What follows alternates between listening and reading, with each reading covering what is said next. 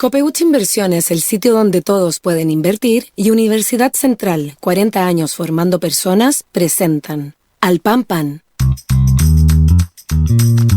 En El Mostrador Podcast, debate y conversación para comenzar tu mañana. Al Pan Pan, con Mirna Schindler. Entrevistas con los actores de hoy. El Mostrador, el poder de la independencia.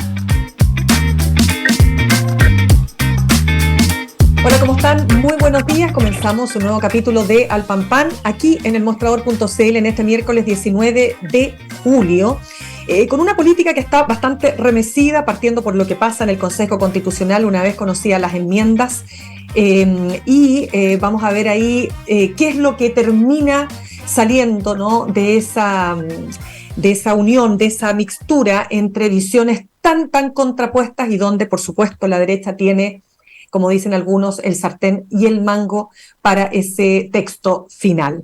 Pero también lo que está pasando con el Frente Amplio, lo que está pasando con los partidos que lo conforman, y sobre todo con esta idea que algunos tienen, ¿no?, de crear un solo referente, un solo partido, pero que se ve naturalmente afectada por el caso convenios y cómo este caso ha tocado, ¿no es cierto?, la fibra más profunda de la organización política.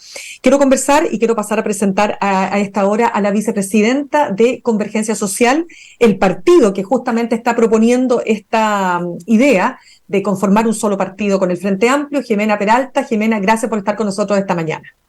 Hola Mirna, buenos días, encantada de estar con ustedes.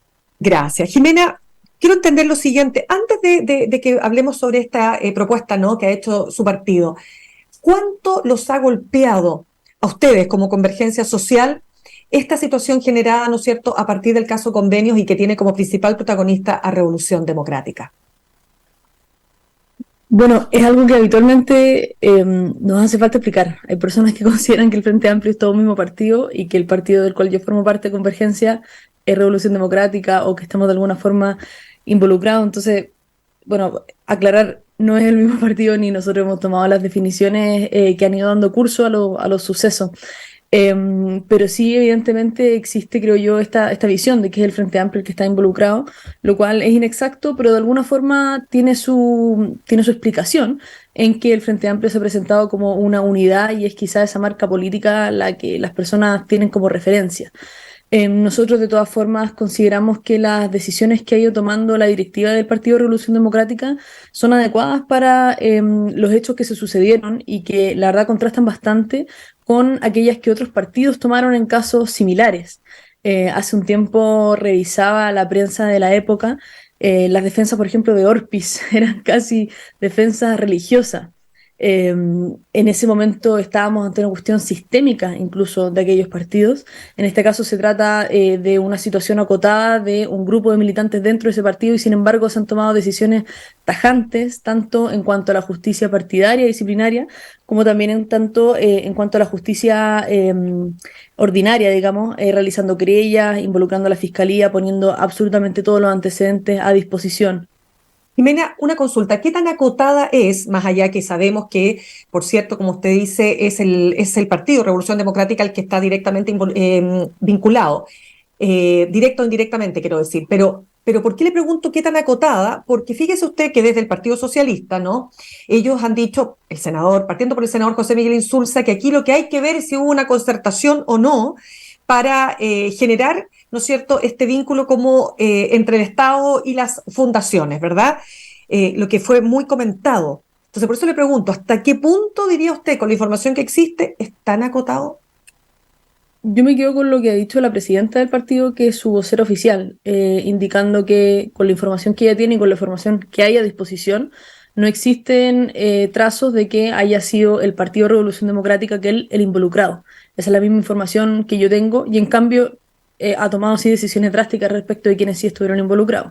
¿Usted se refiere a qué partido? ¿Al Partido Socialista se refiere? No, digo, yo me refiero a lo que la presidenta del Partido Socialista ha dicho respecto de este hecho, en cuanto al Partido Revolución Democrática, sobre que no hay información que nos haga pensar que es aquella tienda política la que está involucrada en el caso convenios, sino más bien militantes que forman parte de esa tienda política y que han sido identificados y también puesto todos sus antecedentes ante la justicia. Claro. Sí, pero yo la entrevisté a Paulina Bodanovich precisamente en este programa y ella decía que sí, porque también tenía la misma duda que tenía el senador José Miguel Insulza, o sea, hasta qué punto es un hecho aislado o forma parte, ¿no es cierto?, de una concertación para generar como le decía, ¿no es cierto?, esta relación entre el Estado, que traspasa fondos, y las fundaciones que los reciben. Sí, yo entiendo que ella después fue más precisa respecto de esos dichos e indicó que ella no tiene antecedentes que hagan pensar algo distinto. Ahora, si es que llegaran a salir, por cierto que sería muy preocupante y estaríamos ante un escenario completamente diferente, tal como dices tú, de una concertación destinada a tener un mecanismo o algo por el estilo. Yo no tengo ningún antecedente que haga pensar de esa manera. Ya, Jimena, usted lo decía al comienzo, no somos, el Frente Amplio son distintos partidos, pero evidentemente que lo que ha pasado con Revolución Democrática, que es como quien dice, ¿no es cierto?, la piedra angular o es como parte de la columna vertebral del Frente Amplio, naturalmente los golpea. Le pregunto, ¿hasta qué punto? Claro, yo creo que la columna vertebral del Frente Amplio tiene que ver con las razones por las cuales nosotras lo fundamos como referente político. Em, Me refiero, por ejemplo, a poder pensar una política que tuviera, por ejemplo, el programa de las movilizaciones sociales que durante muchos años abrieron nuevas preguntas, nuevas conversaciones en Chile, en cuanto a las pensiones, a la educación, al feminismo, al ecologismo, entre otras preguntas, y que el sistema político parecía negarse a resolverlas del todo, pensando que esos eran temas marginales, que no importaban, que la verdad no merecían representación política. Yo considero que ahí está el corazón del Frente Amplio y enfrentado a circunstancias que son distintas a las circunstancias en las cuales nació, enfrentado a circunstancias de adversidad política, en la cual las ideas conservadoras, las ideas autoritarias van creciendo, el Frente Amplio, bueno, nosotros reflexionamos que necesita ser un referente más fuerte, más grande. El caso convenios es algo que la verdad llegó a esta conversación no de forma planificada, por cierto. Esta era una conversación y una reflexión que se venía dando hace un buen tiempo atrás.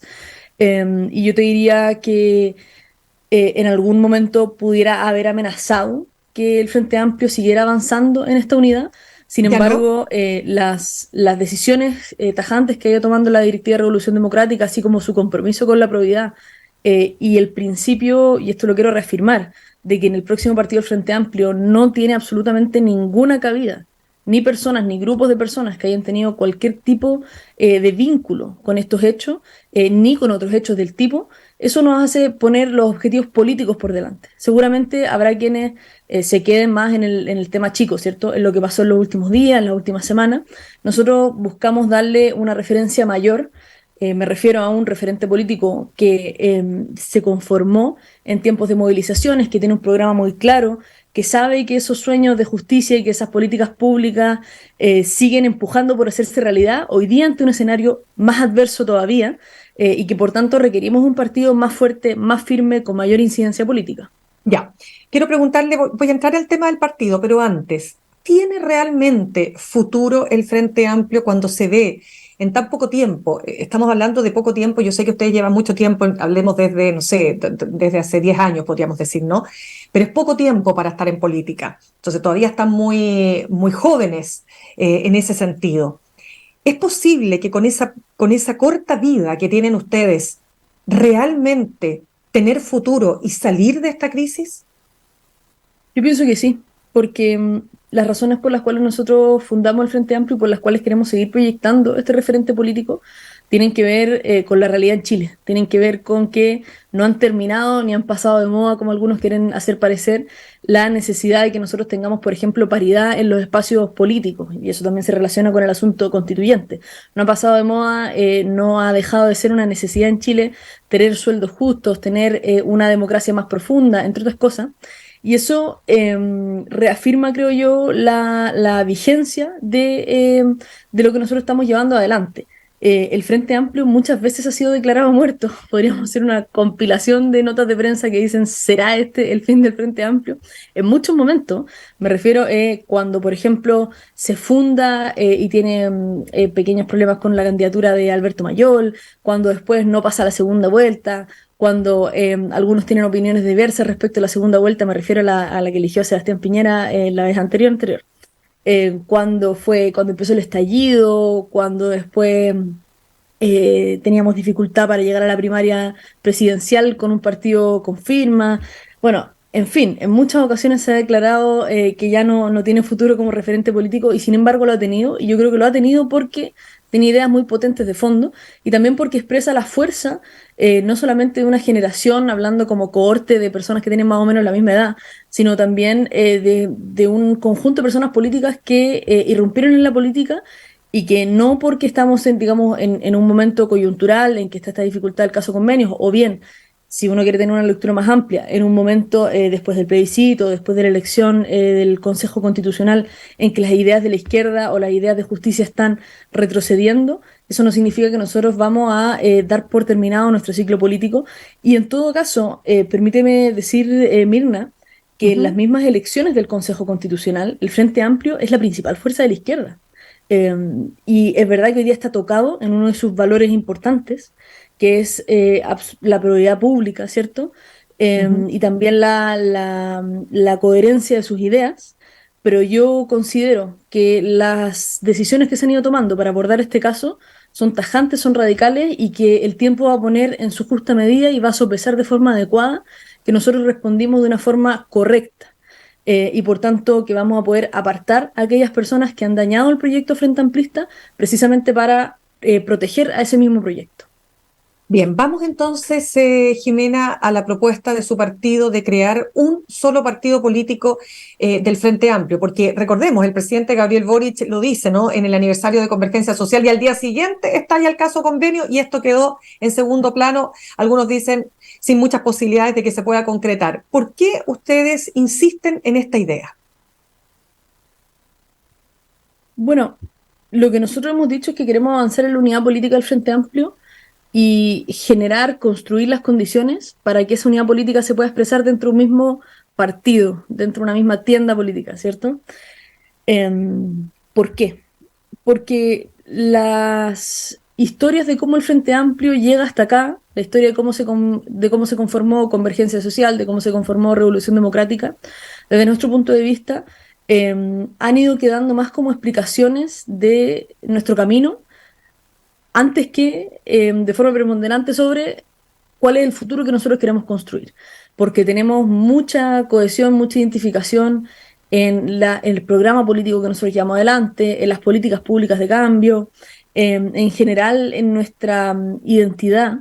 Y el tiempo en el cual estamos hoy día, y en particular me refiero a esta posibilidad de que un ciclo, ¿cierto?, de más de una década de acumulación de ideas de justicia se vea de alguna forma sofocado por esta ola de reacción conservadora que se quiere imponer en toda materia, ¿cierto?, contra los derechos de las mujeres, desconociendo, por ejemplo, la autonomía progresiva de niños y niñas, contra las políticas públicas de derechos universales, entre otras cosas.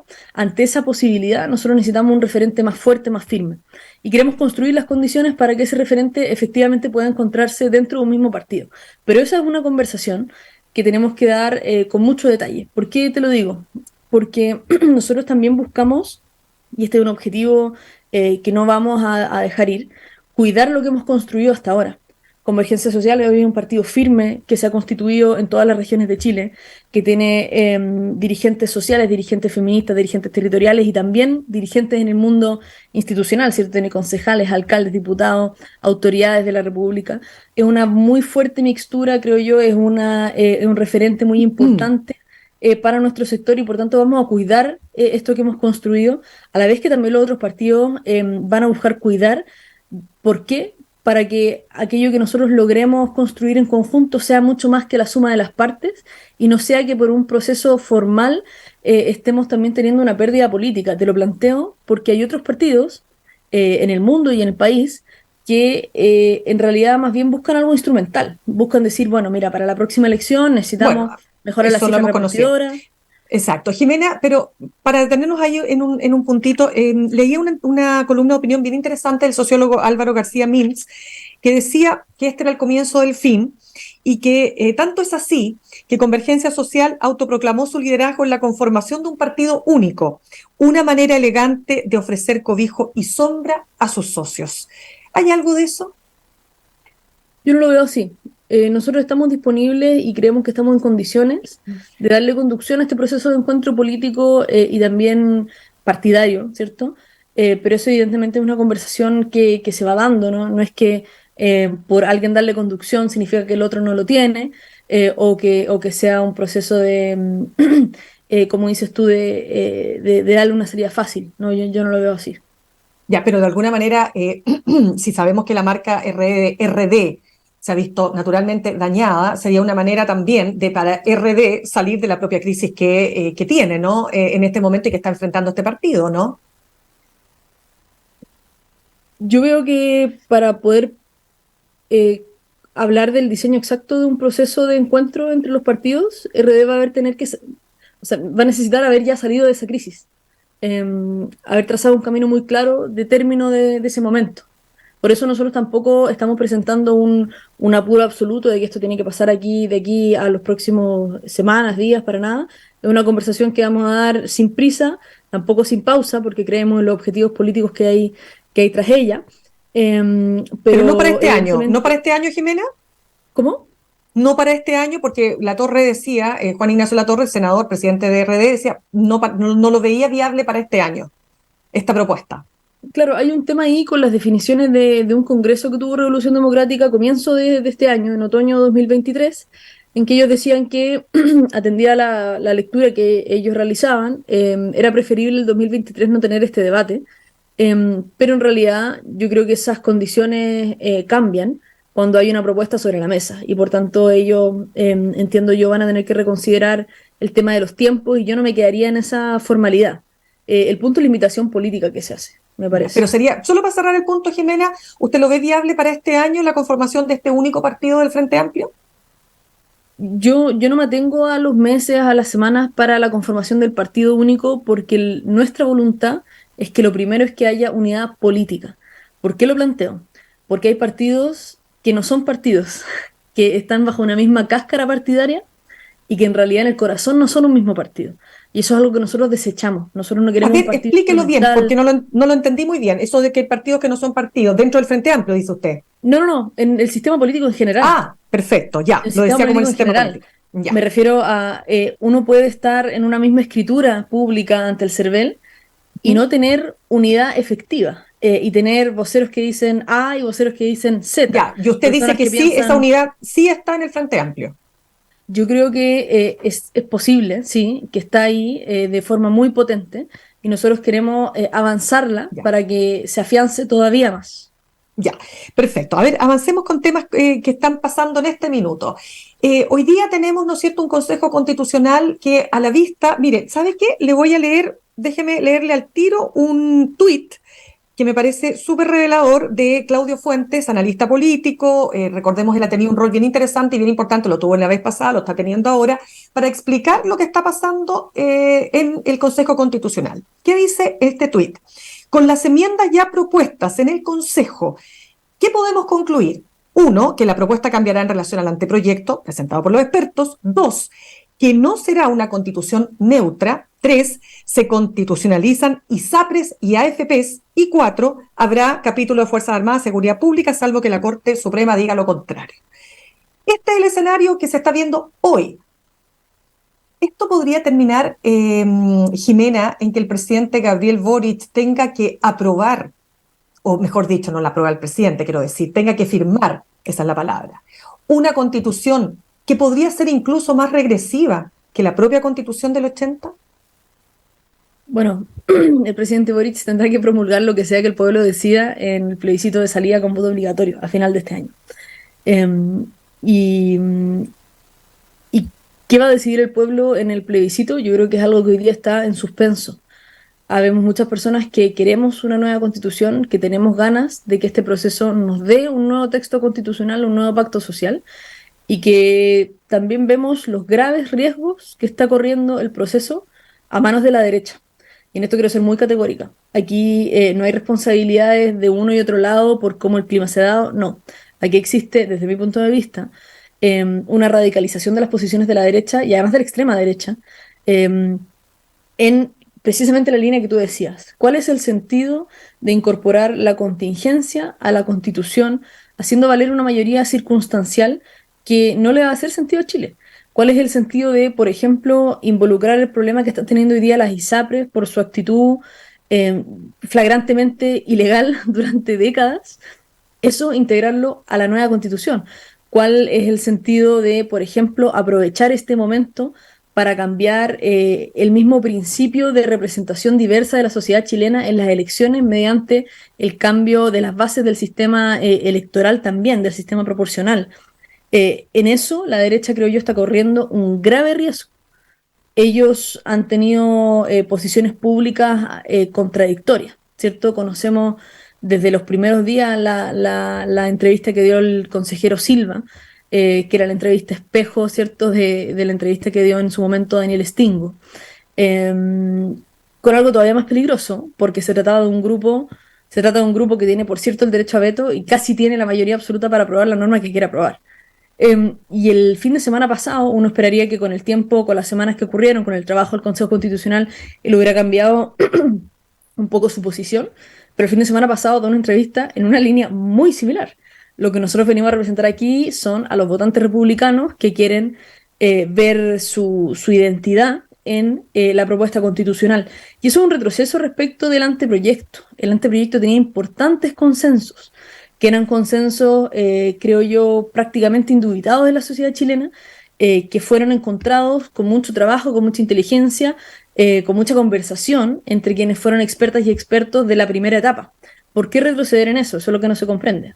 Claro. Entonces, Jimena, si este fuera el texto, así como va, con las enmiendas, sabemos que esto se tiene que discutir, pero ojo, ya a la derecha, que tiene mayoría absoluta para hacer y deshacer, en este Consejo Constitucional ya ha definido los elementos que señala este tuit. ¿Ustedes llamarían a desaprobar este texto constitucional? Es que, bueno, las enmiendas son cientos de cientos, entonces hay que ver cuáles son las que en definitiva quedan. Nosotros vamos a estar hasta el último momento en disposición de trabajar por un texto que podamos aprobar. Y no me refiero a nosotros como sector, sino nosotros como país. La bancada oficialista, la bancada de la cual además Convergencia Social forma parte, va a trabajar por un texto que Chile pueda aprobar a final de año en plebiscito hasta el último minuto. A diferencia de lo que fue la derecha en el proceso anterior, a diferencia de los incentivos que han dado hoy la bancada de la derecha. Sin embargo, evidentemente nos encontramos ante un problema. El texto que la comisión experta había preacordado, desde nuestro punto de vista, tenía equilibrios importantes que cuidar, y hoy día se amenaza que aquellos equilibrios simplemente se vean trastocados de una forma en la cual después no se pueda volver. Jimena, ¿qué autocrítica hace usted a partir de lo que pasó con la convención? Algunos dicen se dieron su gustito, arrasaron, no tomaron en cuenta la importancia que, a pesar de ser mayoría, tenían que ser capaces de integrar esa minoría, pero no solo la minoría que estaba en la convención, sino que al resto del país. Entonces se encapsuló esta convención, ¿verdad? Y eso dicen que fue lo que terminó llevándola al fracaso. ¿Hay alguna autocrítica que ha hecho su partido sobre lo que fue ese proceso? Sí, las razones de la derrota del plebiscito del 4 de septiembre es un tema que yo creo que para todos los partidos del progresismo va a ser fundamental analizar y tener en sus bases para también leer y tener un trabajo para el tiempo que viene. Algunos quieren hacer como que lo que ocurrió ahí es la irrupción de un nuevo sistema electoral con el voto obligatorio y que eso explica lo que ocurrió. Yo no acepto esa explicación, me parece muy superficial. Vivimos un proceso que llevó a esa derrota. Y en términos gruesos, yo te podría decir que nuestra principal forma de verlo, bueno, primero es que la fuerza destituyente que marcó el proceso constitucional se vio también representada en el órgano constitucional. Y el órgano constitucional, claro, como tú dices, había una mayoría de la izquierda en términos generales, pero dentro de esa mayoría de izquierda no había una tesis común de qué se trataba el proceso constitucional. Me refiero ni políticamente ni en términos constitucionales propiamente tales.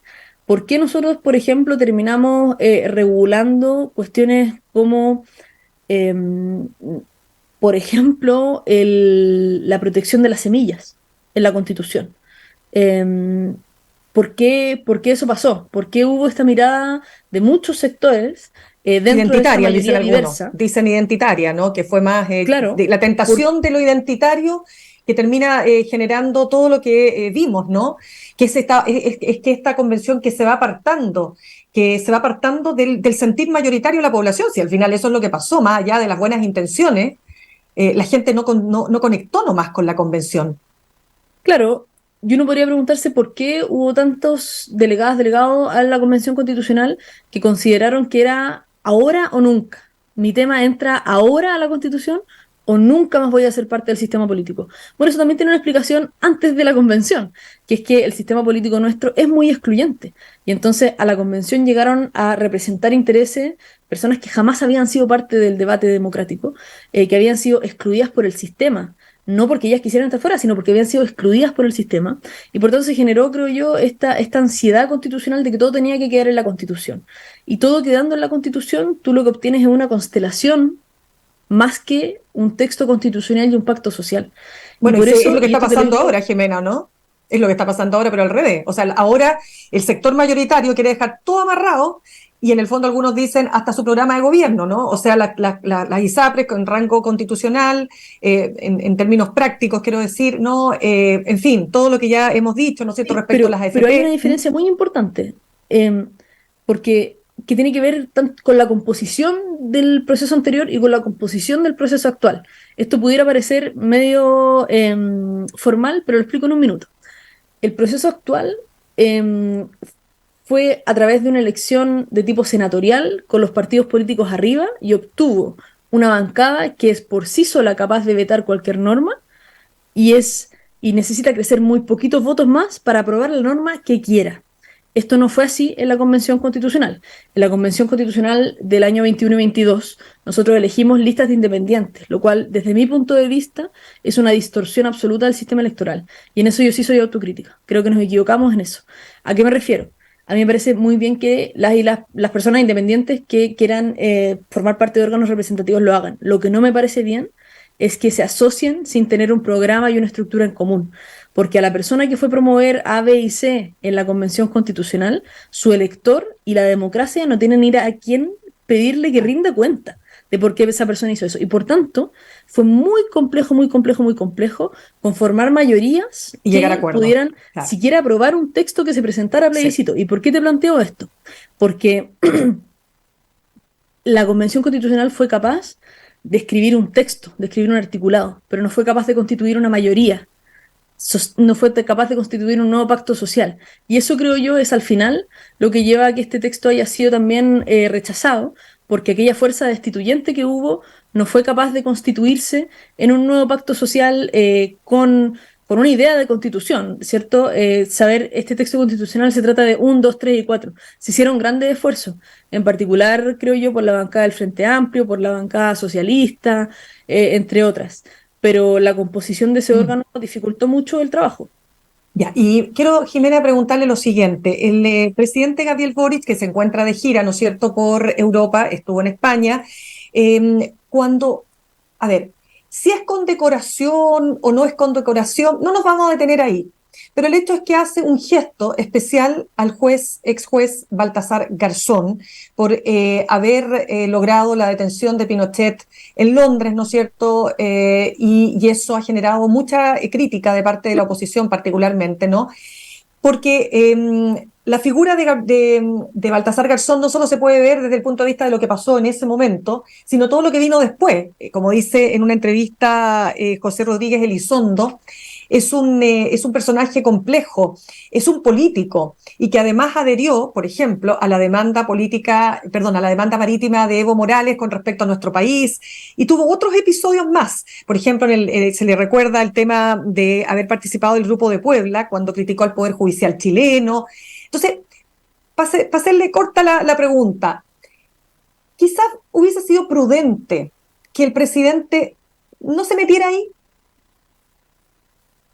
A mí me parece que las críticas que ha tenido la oposición en realidad usan de excusa la trayectoria posterior del juez Garzón para decir lo que ellos verdaderamente piensan, que es que mejor hubiese sido que Pinochet tuviera impunidad.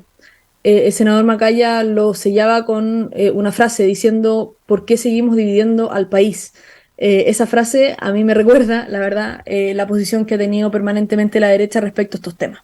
Es evidente que el presidente Boric hace el gesto que hace no en función de esa trayectoria posterior, sino en función de lo importante que fue en un país con tanta impunidad, que fue que el juez Garzón tomara una tarea que nuestra institucionalidad no fue capaz de tomar. A mí me parece evidente eso y creo que las críticas son absolutamente descontextualizadas. Pero afectan el llamado, diría usted, del presidente, ¿no? De hacer esta declaración transversal en contra del golpe de Estado por los 50 años. Si alguien considera que hay obstáculos contingentes para suscribir una declaración que en sus principios nadie debe ir a cuestionar, creo que el problema lo tiene esa persona o ese partido político, como ha sido la derecha en Chile. ¿Por qué cree usted que no se pueden poner de acuerdo los partidos que conforman el sistema político para tener no una mirada oficial necesariamente, pero sí un punto, ¿no? de partida respecto de lo que fue el golpe de Estado y lo que vino después? Bueno, a ver, en ocasiones esta idea de verdad oficial o historia oficial se dice con un tinte de que ahí lo que estuviera ocurriendo con la oficialidad es algo así como un totalitarismo de establecer una parcialidad como algo absoluto. La derecha ha ocupado esas palabras, ¿cierto? Nos quieren imponer una verdad oficial, esta es la cultura de la cancelación, esto es intolerancia, no admite disenso, etc. Hubo cosas que en Chile pasaron y que están acreditadas que pasaron. Y hay consensos democráticos respecto a los cuales no se puede retroceder.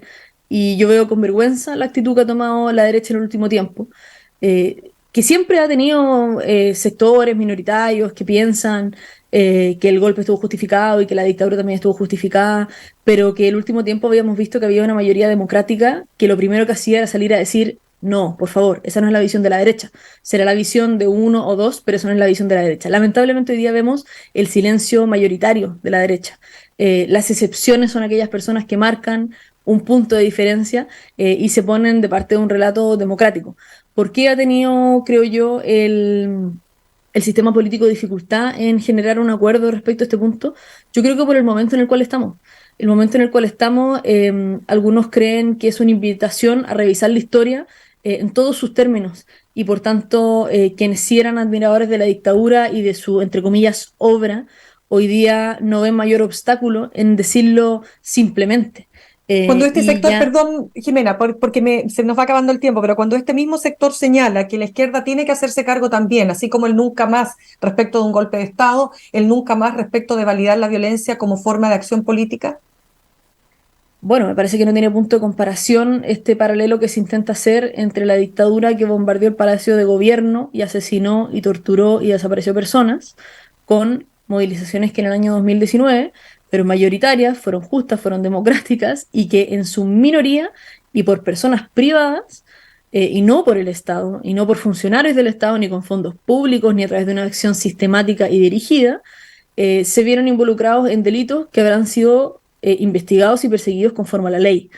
Creo que este paralelo o ese intento de empate que se busca hacer entre el año 73 y el año 2019 es simplemente muy poco digno en términos democráticos, en términos del debate político que uno pudiera tener.